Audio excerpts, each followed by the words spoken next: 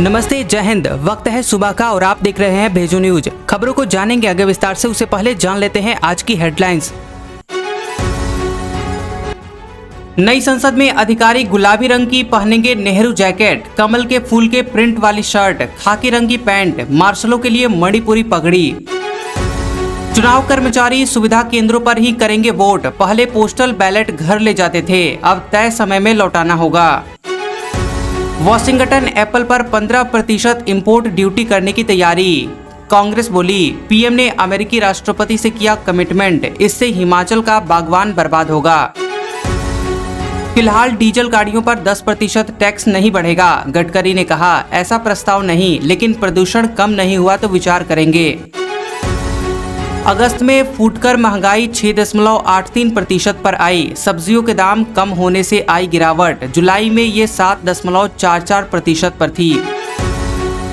देश में 763 सांसद, 306 पर क्रिमिनल केस, कुल 194 और बिहार के 50% एमपी के खिलाफ गंभीर मामले दर्ज। इंडिया को मिडिल ईस्ट से जोड़ने वाले कॉरिडोर पर तुर्की नाराज, राष्ट्रपति एर्दोगन बोले, हमारे बिना पूर्व से पश्चिम नहीं जा सकते। भारत में 2 दिन से अटके कनाडाई पीएम हुए रवाना, G20 में आए ट्रूडो का स्पेशल प्लेन हो गया था खराब, 36 घंटे में सुधरी गड़बड़ी। लैंड फॉर जॉब्स केस में लालू के खिलाफ चलेगा केस, केंद्र सरकार ने सीबीआई को दी मंजूरी, तेजस्वी की चार्जशीट पर अब 21 सितंबर को होगी सुनवाई। मणिपुर के कांगगुई में फायरिंग, 3 की गई जान, भाजपा के 23 विधायक अलग प्रशासन के विरोध में संकल्प पत्र लाए, इसमें सीएम के साइन नहीं। नई संसद में अधिकारी गुलाबी रंग की पहनेंगे नेहरू जैकेट, कमल के फूल के प्रिंट वाली शर्ट, खाकी रंग की पैंट, मार्शलों के लिए मणिपुरी पगड़ी।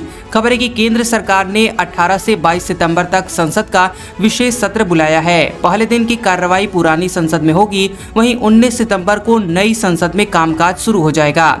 नए संसद भवन में जाते समय संसद कर्मचारी नई ड्रेस पहनेंगे।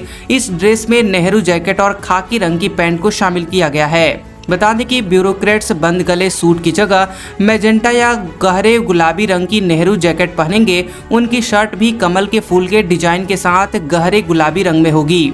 यह uniform national institute of fashion technology यानी NIFT ने बनाई है। दोनों सदनों में मार्शलों की ड्रेस में भी बदलाव किया गया है, अब वे मणिपुरी पगड़ी पहनेंगे। इसके अलावा संसद भवन के सुरक्षा कर्मियों की ड्रेस भी बदली जाएगी। सफारी सूट की जगह उन्हें सेना की तरह कैमोफ्लेज ड्रेस दी जाएगी। पार्लियामेंट स्टाफ की नई यूनिफॉर्म पर कांग्रेस ने निशाना साधा है। लोकसभा में कांग्रेस व्हीप मणिकम टैगोर ने कहा कि यूनिफॉर्म पर कमल ही क्यों बनाया गया, मोर या टाइगर क्यों नहीं? इसलिए क्योंकि ये भाजपा के चुनाव चिन्ह नहीं है। ओम बिरला सर, लोकसभा स्पीकर, इतनी गिरावट क्यों? बता दें कि टैगोर ने यह भी कहा कि यूनिफॉर्म पर कमल बनाना बचकानापन है। इन लोगों यानी सरकार ने G20 में भी ऐसा ही किया। उनका कहना है कि कमल राष्ट्रीय फूल है। उम्मीद है कि भाजपा तरक्की करे, लेकिन संसद को एक पार्टी के लिए न बनाए। पार्लियामेंट हर दल के लिए है। इससे समझ आता है कि भाजपा हर संस्थान में दखल अंदाजी करती है। आपको बता दें कि 18 सितंबर को शुरू होने वाला संसद का विशेष सत्र पुराने भवन में शुरू होगा और बाद में गणेश चतुर्थी के अवसर पर एक दिन बाद नए भवन में स्थानांतरित हो जाएगा। नए संसद भवन का इनॉग्रेशन इसी साल 28 मई को प्रधानमंत्री मोदी ने किया था।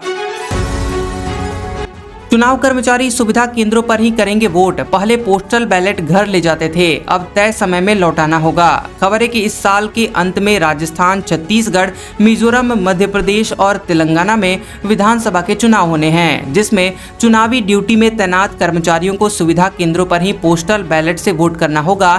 23 अगस्त को इससे जुड़ा हुआ संशोधन लागू हो गया है। चुनाव आयोग ने सितंबर 2023 में केंद्रीय कानून मंत्रालय को चुनाव संचालन नियम 1961 में बदलाव करने की सिफारिश की थी, जिससे तय किया जा सके कि चुनाव ड्यूटी पर तैनात कर्मचारियों को सुविधा केंद्र पर भी मतदान कर सकें। इस पर इलेक्शन कमीशन ने कहा था कि अगर किसी वोटर के पास पोस्टल बैलेट लंबे वक्त तक रहता है तो वह राजनीतिक दलों के दबाव में आकर वोट कर सकता है। वोटर्स के मत के संभावित दुरुपयोग को रोकने के लिए कानून मंत्रालय चुनाव संचालन नियमों में संशोधन के लिए एक अधिसूचना लाया था। अब नियमों में बदलाव करके एक नई धारा 18A जोड़ी गई है। इसमें कहा गया है कि चुनावी ड्यूटी पर तैनात कर्मचारियों को पोस्टल बैलेट दिया जाएगा। कर्मचारी को वोट करने के बाद निर्धारित समय के भीतर ही पोस्टल बैलेट सुविधा केंद्र में रिटर्निंग ऑफिसर को देना होगा। यह नियम आने से पहले चुनावी ड्यूटी में तैनात कर्मचारी कई बार सुविधा केंद्र पर वोट नहीं करते थे, बल्कि वे पोस्टल बैलेट अपने घर ले जाते थे। कर्मचारियों के पास वोटों की गिनती से शुरू होने के पहले पोस्टल बैलेट जमा करने का समय होता था। ऐसे में वे काउंटिंग शुरू होने से पहले पोस्टल बैलेट किसी भी बैलेट बॉक्स में डाल देते थे। बता दें कि साल 2019 के लोकसभा चुनाव में पहले चरण का मतदान 11 अप्रैल 2019 को हुआ था, जबकि वोटों की गिनती 23 मई को हुई थी। एक अधिकारी ने बताया कि मतदाताओं के लिए बनाए गए सुविधा केंद्रों पर वोट करने से चुनाव प्रक्रिया स्वतंत्र, पारदर्शी और निष्पक्ष होगी। वॉशिंगटन एप्पल पर 15% इंपोर्ट ड्यूटी करने की तैयारी, कांग्रेस बोली। पीएम ने अमेरिकी राष्ट्रपति से किया कमिटमेंट, इससे हिमाचल का बागवान बर्बाद होगा। केंद्र की नरेंद्र मोदी सरकार हिमाचल के सेब बागवानों को बड़ा झटका दे सकती है। कांग्रेस ने दावा किया है कि केंद्र सरकार वॉशिंगटन एप्पल पर इंपोर्ट ड्यूटी 50% से बढ़ाकर 15% करने की तैयारी में है। बता दें कि पीएम मोदी ने G20 सम्मेलन के दौरान अमेरिका के राष्ट्रपति से यह कमिटमेंट कर दिया है। आपको बता दें कि यह आरोप कांग्रेस नेत्री सुप्रिया श्रीनेत ने दिल्ली में प्रेस कॉन्फ्रेंस में लगाया है। उन्होंने कहा कि अमेरिका को खुश करने के लिए प्रधानमंत्री नरेंद्र मोदी जून महीने में वॉशिंगटन एप्पल पर इंपोर्ट ड्यूटी 70% से घटाकर 50% कर चुके हैं। अब इसे 15% करने की तैयारी है। यदि इसे घटाया गया तो हिमाचल का 5,000 करोड़ रुपए का सेब उद्योग बर्बाद हो जाएगा। उन्होंने कहा कि प्रधानमंत्री अमेरिकी राष्ट्रपति को खुश करने में लगे हुए हैं। चुनाव से पहले नरेंद्र मोदी ने हिमाचल के बागवानों से सेब पर इंपोर्ट ड्यूटी 100% करने का वादा किया था। इसे पूरा करने के बजाय मोदी सरकार हिमाचल के सेब उद्योग को तबाह करने पर तुली हुई है। बता दें कि हिमाचल के बागवानों की चिंताएं बढ़नी शुरू हो गई हैं। इनकी चिंता का कारण ministry of commerce and industry के आंकड़े हैं। मंत्रालय के अनुसार साल 2017-18 में जब वॉशिंगटन एप्पल पर इंपोर्ट ड्यूटी 50% थी, तब वॉशिंगटन से भारत के लिए 1,27,908 मीट्रिक टन एप्पल इंपोर्ट किया गया था। साल 2018 में सेब पर इंपोर्ट ड्यूटी बढ़ाकर 70% की गई। इसके बाद वित्त वर्ष 2022-23 में वॉशिंगटन से सेब का इंपोर्ट कम होकर मात्र 4,486 टन रह गया। यानी कि इंपोर्ट ड्यूटी 50 से 70% करने के बाद सेब का आयात 29 गुना कम हो गया। यह जब घटकर 15% हो जाएगी तो सेब का आयात कई गुना बढ़ जाएगा। हिमाचल के बागवान अभी 7 से 8 मीट्रिक टन सेब प्रति हेक्टेयर पैदा कर रहे हैं, जबकि वॉशिंगटन में 60 से 70 मीट्रिक टन सेब की पैदावार प्रति हेक्टेयर हो रही है। हिमाचल में कम उत्पादन के कारण अभी प्रति किलो लागत मूल्य 25 से 26 रुपए के आसपास बनता है और सेब आयात बढ़ने के बाद देश के बाजारों में हिमाचल के सेब की मांग खत्म हो जाएगी। फिलहाल डीजल गाड़ियों पर 10% टैक्स नहीं बढ़ेगा। गडकरी ने कहा, ऐसा प्रस्ताव नहीं, लेकिन प्रदूषण कम नहीं हुआ तो इस पर विचार करेंगे। खबर है कि सरकार के पास डीजल गाड़ियों पर 10% एक्स्ट्रा टैक्स लगाने का फिलहाल कोई प्रस्ताव नहीं है। Central road transport minister Nitin Gadkari ने एक्स पोस्ट में इसकी जानकारी दी है। दरअसल केंद्रीय मंत्री ने society of Indian automobile manufacturers के 63वें एनुअल कन्वेंशन में कहा था कि डीजल से चलने वाली गाड़ियों और जनरेटरों का जरूरत से ज्यादा इस्तेमाल जारी रहता है तो हर डीजल इंजन पर पॉल्यूशन टैक्स के रूप में एडिशनल 10% एडिशनल टैक्स बढ़ाने के लिए मैं वित्त मंत्री से बात करूंगा। इसके बाद मीडिया में डीजल गाड़ी पर 10% जीएसटी लगाने की खबरें चलने लगी थी। बता दें कि केंद्रीय मंत्री गडकरी ने अपने पोस्ट में कहा कि मीडिया रिपोर्ट्स में डीजल गाड़ियों पर 10% जीएसटी लगाने की बात कही जा रही है। इस पर साफ कर देना चाहते हैं कि सरकार के सामने फिलहाल ऐसा कोई भी प्रस्ताव विचाराधीन नहीं है। उन्होंने आगे कहा कि 2070 तक कार्बन नेट जीरो हासिल करने और डीजल जैसे खतरनाक ईंधन के कारण होने वाले वायु प्रदूषण के स्तर को कम करने के साथ साथ ऑटोमोबाइल बिक्री में तेजी से बढ़ोतरी के लिए हमारी प्रतिबद्धताओं के मुताबिक सक्रिय रूप से स्वच्छ और ग्रीन ऑप्शनल फ्यूल को अपनाना जरूरी है। ये फ्यूल इंपोर्ट के विकल्प लागत प्रभावी, स्वदेशी और प्रदूषण मुक्त होने चाहिए।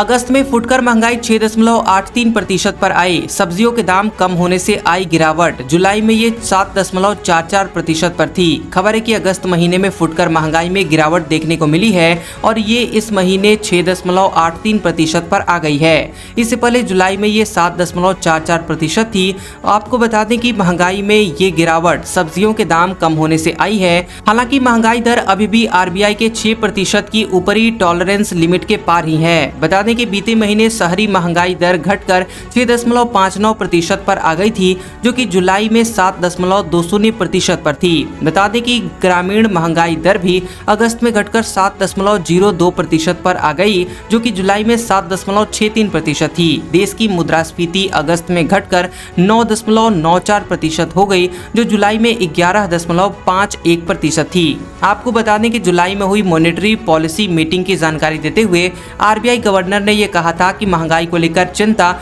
और अनिश्चितता अभी भी बरकरार है। RBI के अनुसार वित्त वर्ष 2023-24 में महंगाई 4% के ऊपर ही रहने की संभावना है। RBI ने महंगाई अनुमान को फाइनेंशियल ईयर 24 में 5.1 से बढ़ाकर 5.4% कर दिया है।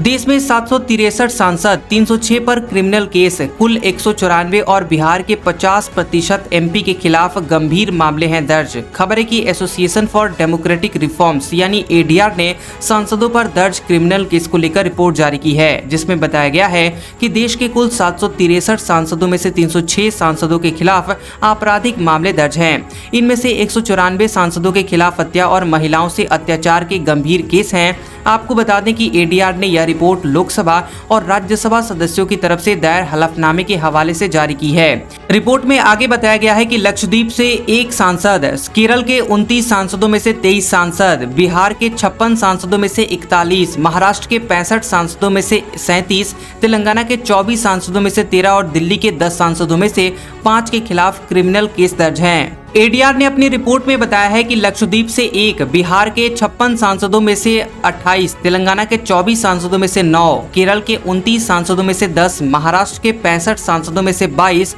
और यूपी के 108 सांसदों में से 37 के खिलाफ गंभीर मामले दर्ज हैं। राज्यसभा के 225 सदस्यों में 27 यानी कि 12% अरबपति हैं। अरबपति सांसदों में सबसे ज्यादा संख्या भाजपा के सदस्यों की है। 225 में बीजेपी के 85 सदस्य हैं, जिनमें 6 यानी कि 7% सांसद अरबपति हैं। कांग्रेस के 30 सांसदों में 4 यानी कि 13% अरबपति हैं। YRS कांग्रेस के 9 में से 4 यानी 44%, आम आदमी पार्टी के 10 में से 3 यानी 30% और BRS के 7 में से 3 यानी 43% सांसद अरबपति हैं। अन्य राज्यों की अगर बात करें तो सबसे ज्यादा अरबपति सांसद आंध्र प्रदेश के 45% और तेलंगाना के 43% हैं। आपको बता दें कि राज्यसभा के मौजूदा सांसदों का औसतन प्रॉपर्टी 80.93 करोड़ रुपए है। बीजेपी के औसत सांसदों की प्रॉपर्टी 30.34 करोड़ है। कांग्रेस के 30 सांसदों की औसतन प्रॉपर्टी 51.65 करोड़ है। तृणमूल कांग्रेस के 13 सदस्यों की औसतन प्रॉपर्टी 3.55 करोड़ है। YRS कांग्रेस के 9 सांसदों की प्रॉपर्टी 395.68 करोड़। भारत राष्ट्र समिति यानी BRS के 7 सांसदों की प्रॉपर्टी 799.46 करोड़ रुपए है। देश के 4000 मौजूदा विधायकों की कुल संपत्ति 54,545 करोड़ रुपए है। यह नॉर्थ ईस्ट के 3 राज्यों नागालैंड, मिजोरम और सिक्किम के 2023-24 के कुल सालाना बजट 49,103 करोड़ रुपए से ज्यादा है। ADR की रिपोर्ट में 84 राजनीतिक दलों के 4001 मौजूदा विधायकों और निर्दलीय विधायकों को शामिल किया गया है। इंडिया को मिडिल ईस्ट से जोड़ने वाले कॉरिडोर पर तुर्की हुआ नाराज। राष्ट्रपति एर्दोगन बोले, हमारे बिना पूर्व से पश्चिम नहीं जा सकते। बता दें कि Bharat middle east Europe economic corridor को G20 समिट की बड़ी उपलब्धि के तौर पर देखा जा रहा है। अब इस पर तुर्की ने आपत्ति जाहिर की है। तुर्की के राष्ट्रपति रेसेप तैयब एर्दोगन ने कहा कि उनके बिना कोई कॉरिडोर नहीं बन सकता है। उन्होंने कहा कि पूर्व से पश्चिम की ओर जाने वाले किसी भी ट्रैफिक को तुर्की से होकर गुजरना ही होगा। भारत, UAE, सऊदी अरब, अमेरिका, फ्रांस, जर्मनी, इटली और यूरोपियन यूनियन सहित कुल 8 देशों के इस प्रोजेक्ट का फायदा इजराइल और जॉर्डन को भी मिलेगा। आपको बता दें कि मुंबई से शुरू होने वाला यह नया कॉरिडोर चीन के बेल्ट एंड रोड इनिशिएटिव यानी BRI का विकल्प होगा। यह कॉरिडोर 6000 किलोमीटर लंबा होगा। इसमें 3500 किलोमीटर समुद्र मार्ग शामिल है। कॉरिडोर के बनने के बाद भारत से यूरोप तक सामान पहुंचाने में करीब 40% समय की बचत होगी। अभी भारत से किसी भी कार्गो को शिपिंग से जर्मनी पहुंचने में 36 दिन लगते हैं। इस रूट से 14 दिन की बचत हो जाएगी। यूरोप तक सीधी पहुंच से भारत के लिए आयात निर्यात आसान और सस्ता हो जाएगा। तो कैसा लगा ये वीडियो हमें कमेंट करके जरूर बताएं और ऐसी खबरों को देखने के लिए आप हमारे चैनल को सब्सक्राइब करें और उसके पास वाले बेल आइकॉन को भी ऑन करें। तो मिलते हैं अगले वीडियो में। इस वीडियो को पूरा देखने के लिए आप सभी का शुक्रिया।